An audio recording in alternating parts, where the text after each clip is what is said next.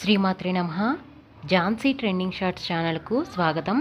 మీరు గనక మన ఛానల్ని మొదటిసారి చూస్తున్నట్లయితే ప్లీజ్ సబ్స్క్రైబ్ చేసుకోండి. మరిన్ని డివోషనల్ స్టోరీస్ కోసం మన ఛానల్ని అందరికీ షేర్ చేయడం మర్చిపోవద్దు. ఈ వీడియో కనుక మీకు నచ్చినట్లయితే ప్లీజ్ ఒక లైక్ అయితే ఇవ్వండి. నరకాసురుడి యొక్క కుమారుడు ఆయన ఈ సుప్రతీకము అనబడేటటువంటి ఒక భయంకరమైనటువంటి ఏనుగునెక్కి యుద్ధానికి వచ్చాడు. వచ్చి ఆ ఏనుగు ఎంత గొప్పది అంటే, దానవజయం ఇంద్రునకెద్దాని వలన కలిగే మున్ను దానోగ్రమున ఏనుగు భగదత్తుడు పవమాన తనయు దశకు కొలిపే మదమెలరారన్. ఆ భగదత్తుడు ఎక్కేటటువంటి ఏనుక్కి సుప్రతీకము అని పేరు. ఇంద్రుడంతటి వాడు రాక్షసులతో యుద్ధం చేసేటప్పుడు గెలుపు కావాలి అంటే ఆ భగదత్తుణ్ణి అడిగి ఆ సుప్రతీకమన్న ఏనుగుని తీసుకెడితే మదజల ధారలు కారుతుండగా ఆ ఏనుగు చేసినటువంటి యుద్ధము వలన ఇంద్రుడంతటి వాడు గెలుపు పొందాడు. అంత భయంకరమైనటువంటి యుద్ధం చేస్తుంది ఆ సుప్రతీకం అనేటటువంటి ఏనుగు. దాన్ని భీముడి మీదకి తోలేరు. తోలితే ఆ భయంకరమైనటువంటి ఏనుగు భీముడి మీదకి వచ్చేస్తుంటే పాండవ సైన్యం అంతా చూసి భీముడు చనిపోయాడు అని చెప్పి పెద్ద పెద్ద అరుపులు అరిచారు. ఆ వచ్చేస్తున్నటువంటి ఏనుగు ధాటికి భీముడు తట్టుకోవడం ఎలా అని అప్పుడు ధర్మరాజు కోపంతో మిగిలిన వారిని అందరితో కలిసి ఆ బాణములను ప్రయోగించి ఆ ఏనుగుని భగదత్తుణ్ణి కొంతవరకు నిలిపేటటువంటి ప్రయత్నం చేశాడు. కానీ ఆ ఏనుగుని భగదత్తుడు పురికొల్పినటువంటి కారణం చేత అది వచ్చి పాండవ సైన్యం మీద పడిపోతే గుర్రాలు, రథాలు, సైనికుల యొక్క గుంపులు అన్నీ దాని కాళ్ళ కింద పడిపోయి అది తొండంతో అందరినీ విసిరేస్తూ భయంకరమైన యుద్ధం చేసి ఆశ్చర్యకరంగా ఎందరినో మట్టు పెట్టేస్తోంది. అటువంటి సమయంలో దశార్ణాధీశుడు ఆ ఏనుగుతో యుద్ధం చేయడానికి ప్రయత్నిస్తే ఆ భగదత్తుడు ఆ పాపం దశార్ణాధీశుణ్ణి తోమరములు ప్రయోగించి సంహరించాడు. ఆ అడ్డం వచ్చినటువంటి సాత్యకిని రథంతో కలిపి ఈ సుప్రతీకమనేటటువంటి ఏనుగు గిరగిరా తిప్పి పైకి విసిరేసింది. విసిరేస్తే ప్రమాదమునకు గురి కావలసినటువంటి సాత్యకి ఒడుపుగా రథంలోంచి కిందకి దూకేసి భూమి మీద నిలబడ్డాడు. ఈలోగా సారథి మళ్ళీ రథాన్ని తీసుకొస్తే ఆ రథం ఎక్కి సాత్యకి యుద్ధానికి వెళ్ళాడు. ఈ సుప్రతీకమనేటటువంటి ఏనుగు చేస్తున్నటువంటి పరమ భయంకరమైనటువంటి యుద్ధం నుంచి ఎలా తప్పించుకోవాలి అని ప్రయత్నం చేస్తుండగా పాండవ పక్షం నుంచి సుపర్వుడు అనేటటువంటి రాజు ఆ ఏనుగుని నిగ్రహించడానికి ప్రయత్నం చేస్తే అది ఈ సుపర్వుణ్ణి కూడా చంపేసింది. ఇంత గొప్ప యుద్ధం జరుగుతుంటే భీమసేనాదుల యొక్క సైన్యం అంతా కూడా ఏనుగు బారిన పడలేక, దానితో యుద్ధం చేయలేక, దాన్ని నియంత్రించలేక యుద్ధరంగాన్ని విడిచిపెట్టి అందరూ అన్ని వైపులకి పారిపోతున్నారు. ఒక పక్క భగదత్తుడేమో పాండవ సైన్యాన్ని తరుగుతున్నాడు. ఇంత భయంకరమైనటువంటి యుద్ధం జరుగుతుండగా అర్జునుడు దూరం నుంచి చూశాడు. చూసి కృష్ణుడితోటి వెంటనే మనం పాండవ పక్షాన్ని ఆదుకోవాలి, అవతల భగదత్తుడు విజృంభించాడు, ఇప్పుడు ద్రోణుడు కూడా వస్తే ప్రమాదం ఏర్పడుతుంది అటువైపుకి, కాబట్టి మనం వెంటనే బయలుదేరి అక్కడికి వెళ్ళిపోదామని చెప్పి శ్రీకృష్ణ పరమాత్మతో చెప్తే శ్రీకృష్ణ పరమాత్మ రథాన్ని ఈ పాండవ సైన్యం వైపుకి తీసుకొస్తుంటే 14,000 మంది రధికులైనటువంటి సంసప్తకులు ఇంకా మిగిలినటువంటి వాళ్ళు మేము బలప్రదర్శన చేస్తుంటే, యుద్ధం చేస్తుంటే మమ్మల్ని ఇక్కడ యుద్ధంలో ఎదుర్కొనడం మానేసి నువ్వు వెళ్ళిపోతావా అర్జున, ఇది యుద్ధనీతి కాదు, నువ్వు మాతో యుద్ధం చెయ్యాలి కానీ అక్కడికి వెళ్ళడం ఏమిటని చెప్పి ఆయన్ని రెచ్చగొట్టారు. అప్పుడు మళ్ళీ అర్జునుడు గాంధీవాన్ని ధరించినటువంటి వాడై రథాన్ని వెనక్కి తిప్పి సంసప్తకుల మీదకి యుద్ధానికి వెళ్ళి అవతల పాండవ సైన్యం ధర్మరాజు గారు ఇబ్బందిలో ఉన్న అటు వెళ్ళనివ్వట్లేదు, అటు భగదత్తుడు సుప్రతీకము విజృంభించిపోతున్నారనేటటువంటి క్రౌర్యంతో ఆనాడు ఆయన ప్రయోగించినటువంటి దివ్య బాణ పరంపర చేత అప్పటి వరకు కనపడినటువంటి ఇన్ని వేల మంది సైన్యం తునాతునకలైపోయింది. గొడుగులు ఎగిరిపోయాయి, రథాల ముక్కలైపోయాయి, శిరస్సులు తెగిపోయాయి.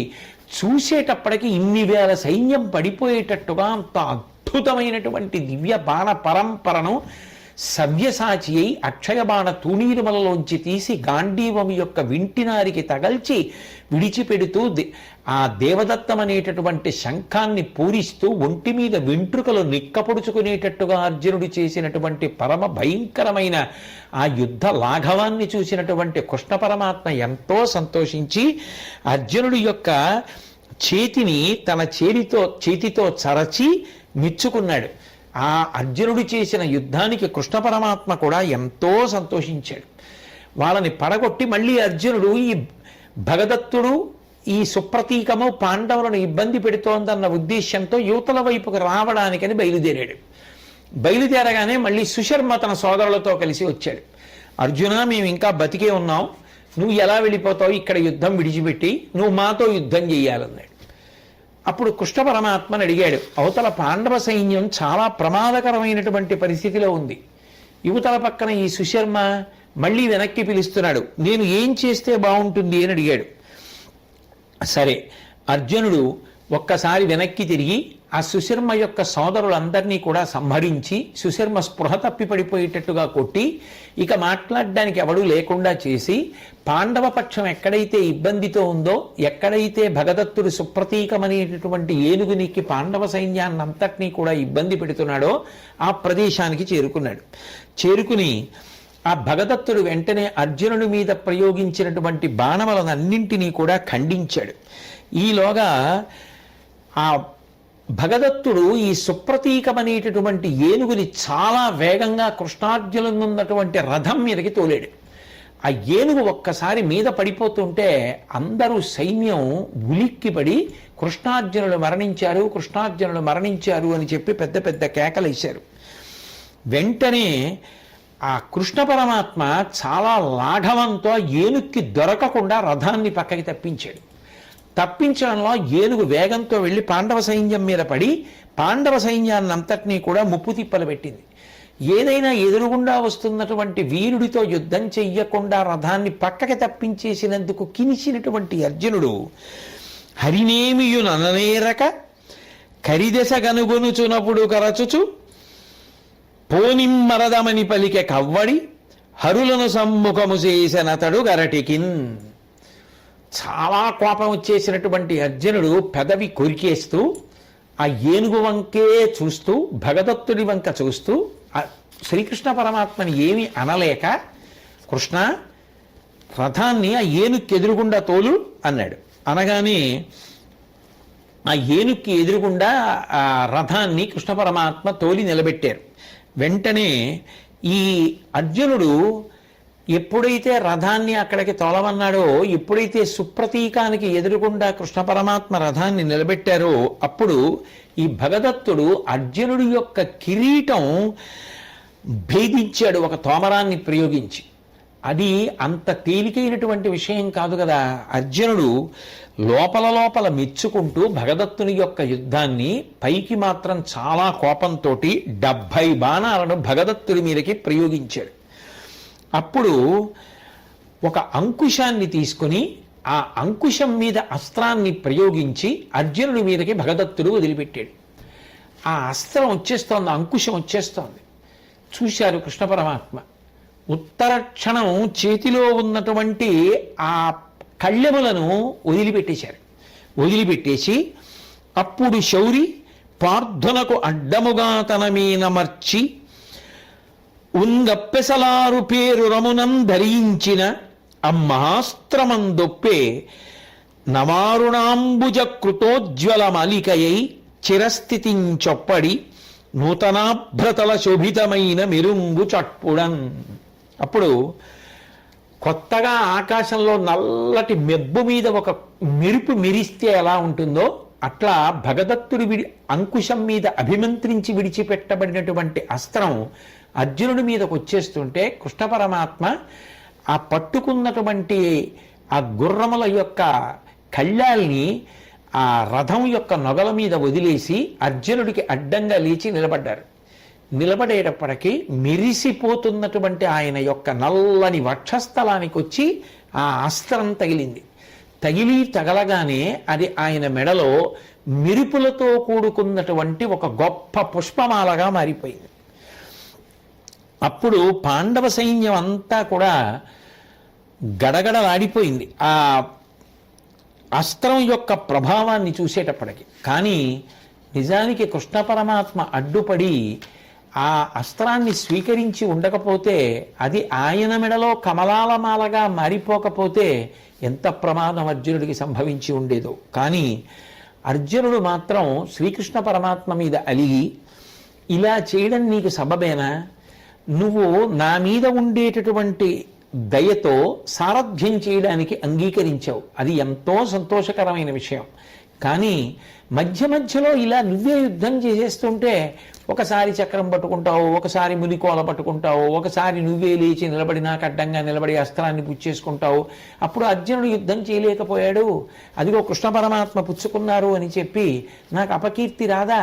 ఎందుకు నువ్వు ఇటువంటి పనులు చేస్తుంటావని అడిగాడు కృష్ణుణ్ణి. అడిగితే కృష్ణ పరమాత్మ అన్నారు, అర్జున నీకు తెలియదు ఈ అస్త్రం యొక్క విశేషం.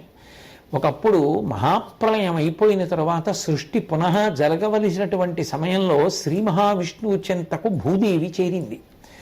చేరితే ఆమె మనసులో ఉన్నటువంటి కోర్కెని గమనించినటువంటి శ్రీ మహావిష్ణువు ఆమెతో కలిసినటువంటి కారణం చేత నరకాసురుడు అనేటటువంటి కుమారుడు ఉద్భవించాడు. భూదేవికి శ్రీ మహావిష్ణువుకి జన్మించినటువంటి వాడైనటువంటి కారణం చేత ఆ నరకాసురుడికి వైష్ణవాస్త్రం లభించింది. ఆ నరకాసురుని యొక్క కుమారుడే ఈ భగదత్తుడు. తండ్రి దగ్గర ఉన్నటువంటి వైష్ణవాస్త్రం ఈ భగదత్తుడికి వచ్చింది. ఇప్పుడు ఈ వైష్ణవాస్త్రాన్ని నిగ్రహించగలిగినటువంటి వాడు ఎవరూ లేరు. అది కానీ భగదత్తుడు వదిలిపెట్టింది నీకు తగిలితే జరగరాని కీడు జరిగిపోతుంది. ఎందుకని అంటే ఇక దాన్ని ఉపసంహరించడం కానీ దానికి ఎదురు ఇంకొకటి ప్రయోగించడం కానీ సాధ్యం కాదు. వైష్ణవ సంబంధమైనటువంటి అస్త్రం కాబట్టి ఆ తేజస్సు నాయందే లీనమైపోవాలి. అందుకని నేను నీకు అడ్డంగా నించున్నాను. అందుకే అది నన్ను తాకితే నా మెడలో మాలగా మారిపోయింది. నిన్ను రక్షించుకోవడానికి ఇంతకన్నా మార్గం లేదు. అందుకని నేను ఎదురు నిలబడి అస్త్రాన్ని స్వీకరించాను అని చెప్పాడు. నిజంగా మహానుభావుడు కృష్ణ పరమాత్మ సారథ్యం లేకపోతే ఏమైపోయి ఉండేదో కురుక్షేత్ర యుద్ధం. అర్జునుడు ఏమైపోయి ఉండేవాడు, ధర్మరాజు ఏమైపోయి ఉండేవాడు, వాళ్ళకి రాజ్యం దక్కుతుందా? నిజంగా ఎక్కడికక్కడ ఎంతంత ఆపదలు సంభవించినా మహానుభావుడు మాటలు పడుతూ కూడా అంతగా పాండవుల్ని రక్షించుకొని మళ్ళీ ఏదో తను తప్పు చేసిన వాడిలా వివరణనిస్తూ ఉంటాడు. నిజంగా భగవంతుడి యొక్క అపారమైనటువంటి కృప, దానికి హద్దు ఎక్కడుంది? తనను నమ్మిన వాళ్ళని కాపాడడం కోసం ఎంత కిందకైనా దిగొచ్చేస్తాడు. అందుకని అన్నాడు, ఇదిగో ఇప్పుడు ఆ సుప్రతీకాన్ని నువ్వు మట్టు పెట్టు, ఆ ఏనుగుని చంపే. అది ఇప్పటికే చాలా ప్రమాదాన్ని తీసుకొచ్చింది పాండవ సైన్యానికి. దాంతోపాటు భగదత్తుణ్ణి కూడా పడగొట్టన్నాడు. అనేటప్పటికీ వాలిక దొడ్డనారసము వజ్రము శైలము తాకునాకృతిన్ ఫలము మీద తాకిన ఇభంబు వెసంబడి కొమ్ములుతగావ్రాలుడు అర్ధచంద్రు రుచిర ప్రదరంబున త్రుంచే బాణ విద్యాలసితుండు క్రీడి భగదత్తుని కంఠమకుంఠితోద్ధతిన్. వెంటనే అర్జునుడు ఒక గొప్ప నారాచ బాణాన్ని అందుకొని ఆ సుప్రతీకము అనేటటువంటి ఏనుగు యొక్క కుంభస్థలం మధ్యలో గుచ్చుకునేటట్టుగా ప్రయోగించాడు. ఆ బాణం తగలగానే ఆ ఏనుగు తన యొక్క దంతముల మీద ఉంచుకుంటూ ఉరిగి నేల మీద పడి మరణించింది. ఆ భగదత్తుడి మీద కూడా ఒక అర్ధచంద్రాకారంలో ఉండేటటువంటి బాణాన్ని ప్రయోగించి భగదత్తుణ్ణి కూడా అర్జునుడు సంహరించాడు. ఆ విధంగా పరమ భయంకరమైనటువంటి రీతిలో యుద్ధం చెయ్యగలిగినటువంటి భగదత్తుడు అసలు కురుపాండవ సంగ్రామంలో చెప్పుకోదగినంత గొప్ప యుద్ధం చేసినటువంటి ఏనుగు ఆ సుప్రతీకం. అంతమందిని భయపెట్టింది, అంతమందిని చంపింది. అటువంటి సుప్రతీకము ఆ రోజున పడిపోయి కేవలము కృష్ణ పరమాత్మ యొక్క అనుగ్రహం చేత అర్జునుడు బ్రతికి బట్ట కట్టాడు అనేటటువంటిది నిర్వివాదాంశం. అర్జునుడు సమీపంలో అక్కడే అందుబాటులో ఉన్నటువంటి శకుని యొక్క సోదరుడిద్దరినీ కూడా ఒకే బాణంతో పడగొట్టేశాడు.